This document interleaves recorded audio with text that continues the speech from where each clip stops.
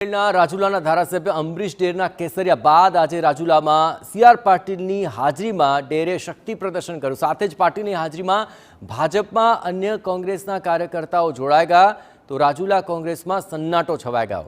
CR પાટીલે કહ્યું કે અમરીશ ડેર એકમાત્ર એવા નેતા હતા જેમને મેં જાહેરમાં ભાજપમાં જોડાવા આમંત્રણ આપ્યું હતું, પરંતુ તેઓ ત્યારે એકના બે ન થયા, પરંતુ હવે દેર આએ દુરુસ્ત આए। આજે તેઓ પણ વિકાસના રસ્તા પર આગળ વધી રહ્યા છે। આખા ગુજરાતમાં જો મેં કોઈને જાહેરમાં આમંત્રણ આપ્યું તો ફક્ત અમરીશ ડેરને આપ્યું હતું,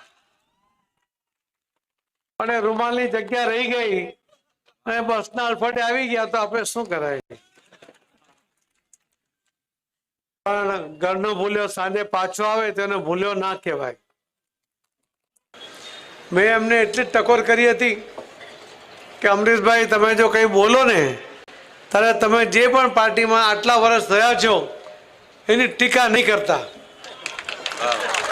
કહ્યું હતું ને, મેં બીજું કશું જ નથી કહ્યું, પણ જે પાર્ટીમાં રહ્યા એ બહાર નીકળીને ટીકા કરવી તો લોકોને એમ થાય કે આટલા વર્ષ થયા પછી આજે ટીકા કરો છો।